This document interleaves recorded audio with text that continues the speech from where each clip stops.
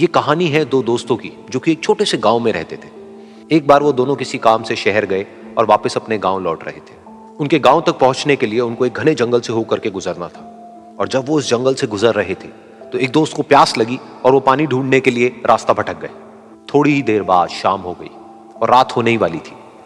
तो उन दोनों की नजर एक गुफा पे पड़ी जो कि पेड़ों से घिरी हुई थी चारों तरफ से। तो उन्होंने सोचा कि यही जगह ठीक है रात बिताने के लिए।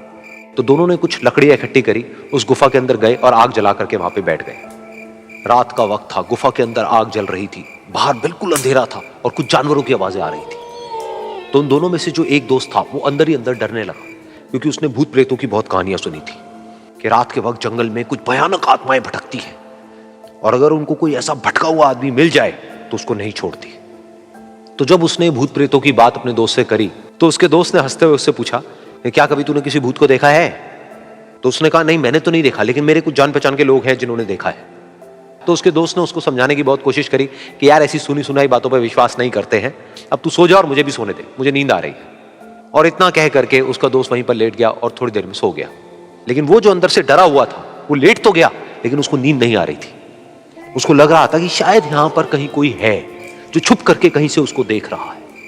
उस आग की वजह से कुछ परछाइयां बन रही थी वहां पर पत्थरों पर, तो उन परछाइयों को देख करके भी वो डर रहा था। फिर कुछ घंटे तक ऐसे ही चलता रहा। फिर उसके बाद में क्योंकि वो थका हुआ था तो उसको नींद आ गई। लेकिन नींद आने के कुछ देर बाद ही उसको एक सपना आया।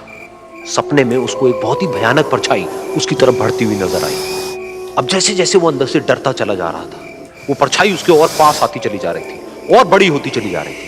और उस परछाई में एक हाथ उसको नजर आया जिसके बड़े बड़े नाखून थे, और वो हाथ उसकी तरफ बढ़ता चला गया और उसके गले तक पहुंचने ही वाला था कि तभी वो डर करके एकदम से उठा। फिर उसने अपने दोस्त की तरफ देखा जो कि सो रहा था, उसको पकड़ करके जोर से उठाया।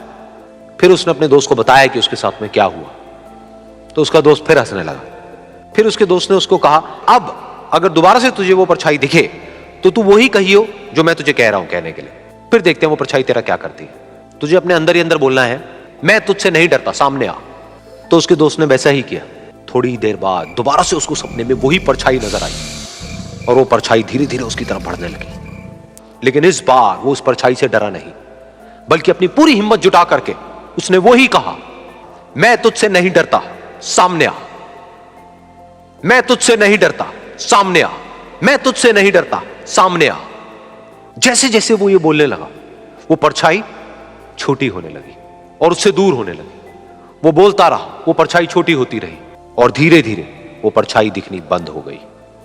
बिल्कुल ऐसा ही हमारी जिंदगी में भी होता है। हमारे अंदर जितने भी डर है, उससे हम जितना डरते हैं